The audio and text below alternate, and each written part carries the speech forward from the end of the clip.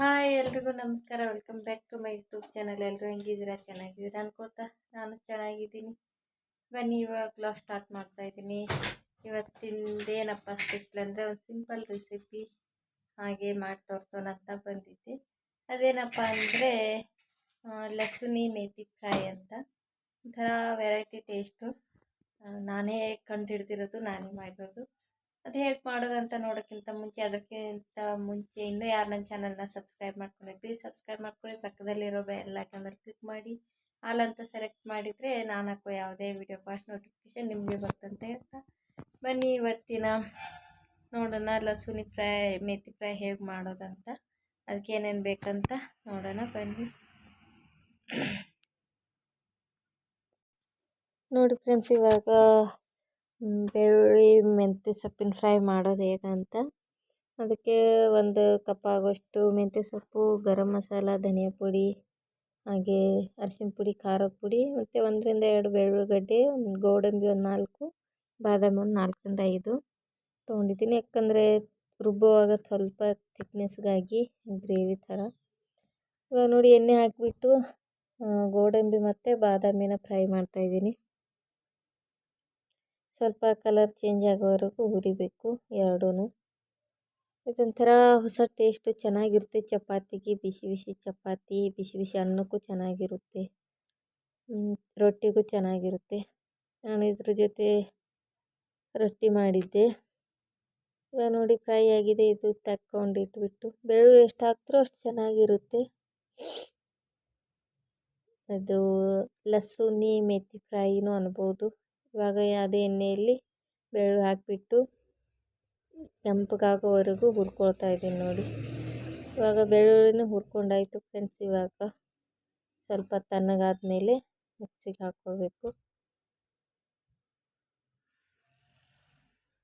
ನೋಡಿ. ಇವಾಗ ಇದು ಮಿಕ್ಸಿಗೆ ಹಾಕಿದ್ದೀನಿ. ಅದರ ಜೊತೆ ಎಲ್ಲ ಬೆಳ್ಳುಳ್ಳಿ, ಗೋಡಂಬಿ, ಬಾದಾಮಿ, ಕೊತ್ತಂಬರಿ ಸೊಪ್ಪು, ಧನಿಯಾ, ಗರಂ ಮಸಾಲ, ಅರಿಶಿನ ಪುಡಿ, ಖಾರ ಪುಡಿ ಹಾಕಿ ಮಿಕ್ಸಿ ಮಾಡಿಕೊಂಡು, ಇವಾಗ ಅದಕ್ಕೆ ಒಗ್ಗರಣೆಗೆ ಈರುಳ್ಳಿ, ಟೊಮೆಟೊ, ಹಸಿಮೆಣ್ಸಿಕಾಯಿ ಬೇಕಂದ್ರೆ ಹಾಕೋಬೋದು. ಚಿಕ್ಕ ಚಿಕ್ಕದಾಗಿ ಕಟ್ ಮಾಡಿಕೊಂಡು ಬಿಡಂದವರು ಹಾಕ್ತಿರ್ಬೋದು.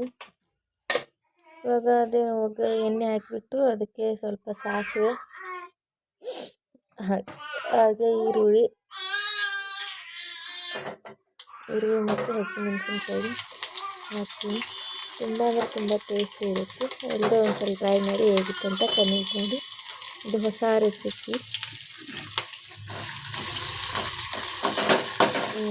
ಚೆನ್ನಾಗಿ ಈರುಳ್ಳಿ ಫ್ರೈ ಆಗೋವರೆಗೂ, ಕಲರ್ ಚೇಂಜ್ ಆಗೋವರೆಗೂ ಹುರಿಬೇಕು. ಇವಾಗ ಈರುಳ್ಳಿ ಒಗ್ಗರಣೆಗೆ ಬೆಳ್ಳುಳ್ಳಿ ಹಾಕಿದ್ರೆ ಚೆನ್ನಾಗಿರುತ್ತೆ, ಈರುಳ್ಳಿ ಹಾಕಿದ್ರೆ ಚೆನ್ನಾಗಿರುತ್ತೆ ನೋಡಿ. ಇವಾಗ ಮಿಕ್ಸಿ ಮಾಡ್ಕೊಂಡು ಬಂದಿದ್ದೀನಿ. ಹಾಗೆ ಇವಾಗ ಈರುಳ್ಳಿ ಫ್ರೈ ಬಿಟ್ಟು ಸ್ವಲ್ಪ ಅದಕ್ಕೆ ಟೊಮೆಟೊ ಹಾಕಿ ಹುರಿತಾ ಇದ್ದೀನಿ.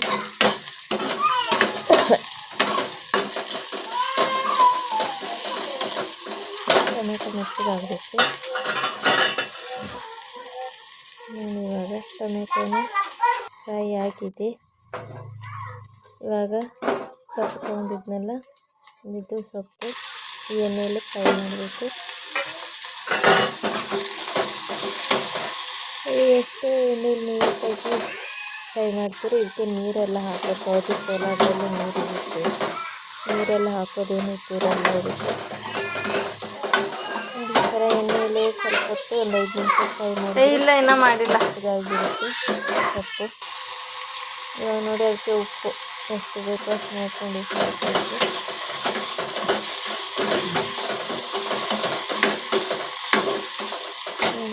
ಇವಾಗ ನೋಡಿ ಮೆತ್ತಗಾಗಿದೆ ಫುಲ್ಲು. ಇವಾಗ ರುಬ್ಬಿರೋದು ಹಾಕ್ತೀನಿ. ಇದು ಸ್ವಲ್ಪ ಇತ್ತಲ್ಲ, ಸ್ವಲ್ಪ ಅಂದರೆ ಮಿಕ್ಸಿ ಜಾರಿಗೆ ಅಂದ್ಕೊಂಡಿತ್ತು. ಬರೀ 3 ಇಂಗ್ರೀಡಿಯೆಂಟ್ಸ್ ಹಾಕಿ ಅದಕ್ಕೆ ನೀರು ಹಾಕಿಬಿಟ್ಟು ಒಂದು ಸ್ವಲ್ಪ ಮಿಕ್ಸಿ ಜಾರಲ್ಲೇ ಮಸಾಲೆ ಇರುತ್ತಲ್ಲ ಅದಕ್ಕೆ ನೀರು ಹಾಕಿಬಿಟ್ಟು ಇದನ್ನು ಸ್ವಲ್ಪ ಗಟ್ಟಿಗೆ ಬಂದುಬಿಡುತ್ತೆ. ಬಾದಾಮಿ ಮತ್ತು ಗೋಡಂಬಿ ಹಾಕಿರ್ತೀವಲ್ಲ, ಬೇಕಂದರೆ ಸೊಪ್ಪನ್ನು ರುಬ್ಕೊಳ್ಬೋದು. ಅಂದರೆ ನಾನು ರುಬ್ಕೊಂಡಿಲ್ಲ, ನಿಮಗೆ ಚೆನ್ನಾಗಿರುತ್ತೆ ಅಂದ್ಬಿಟ್ಟು ಚಿಕ್ಕದಾಗಿ ಕಟ್ ಮಾಡಿರ್ತೀವಲ್ಲ ಸೊಪ್ಪು ಇವಾಗ ನೋಡಿ ಎಷ್ಟು ಚೆನ್ನಾಗಿ ಕಾಣಿಸ್ತಾ ಇದೆಯಲ್ಲ. ಅಂದ್ರೆ ತುಂಬ ಟೇಸ್ಟ್ ಇರುತ್ತೆ ಫ್ರೆಂಡ್ಸ್. ನೀರು ಇಲ್ಲಿ ಬಿಡ ಹಾಕೋತಾನ ಬಿಡ್ನ. ಟ್ರೈ ಮಾಡಿ. ಲಸಣಿ ಮೆಣಸಿನಕಾಯಿ ಇದ್ದು ಇದರ ಹೆಸರು ನಾನೇ ಕೊಟ್ಟರು, ನಾನೇ ಫಸ್ಟ್ ಟೈಮ್ ಟ್ರೈ ಮಾಡಿರೋದು. ತುಂಬ ಚೆನ್ನಾಗಿರುತ್ತೆ, ಎಲ್ಲರೂ ಟ್ರೈ ಮಾಡಿ. ಇದು ಒಂದು 5 ನಿಮಿಷ ರುಬ್ಬಿರೋ ಪೇಸ್ಟ್ ಹಾಕಿದ್ಮೇಲೆ ಒಂದು 5ರಿಂದ 7 ನಿಮಿಷ ಬೇಯಿಸಿದರೆ ಎಷ್ಟು ಗಟ್ಟಿಗೆ ಬಂತು ನೋಡಿ. ಬಿಸಿ ಬಿಸಿ ಚಪಾತಿ ಅನ್ನ ಹಾಕ್ಕೊಂಡು ಮೇಲೆ ತುಪ್ಪ ಹಾಕ್ಕೊಂಡು ತಿಂದರೆ ಎಷ್ಟು ಚೆನ್ನಾಗಿರುತ್ತೆ ನೋಡಿ. ರೆಡಿ ಆಯಿತು. ಇವಾಗ ಸ್ಟವ್ ಆಫ್ ಮಾಡಬೇಕು ನೋಡಿ ಫ್ರೆಂಡ್ಸ್. ಇವಾಗ ರೆಡಿ ಆಯಿತು. ಇವಾಗ ಲಸಣಿ ಮೆಥಿ ಫ್ರೈ ರೆಡಿ ಆಯಿತು.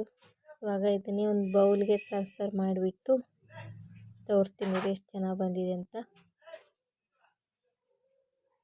ನೀವು ಎಲ್ಲರೂ ಒಂದು ಸಲ ಟ್ರೈ ಮಾಡಿ. ಬಿಸಿ ಬಿಸಿ ಅನ್ನಕ್ಕೆ ಏನು ಮಾಡೋದಂತ ಯೋಚನೆ ಮಾಡೋಕ್ಕಿಂತ ಮುಂಚೆ ಈ ಥರ ನೀವು ಟ್ರೈ ಮಾಡಿ, ಸೂಪರಾಗಿರುತ್ತೆ.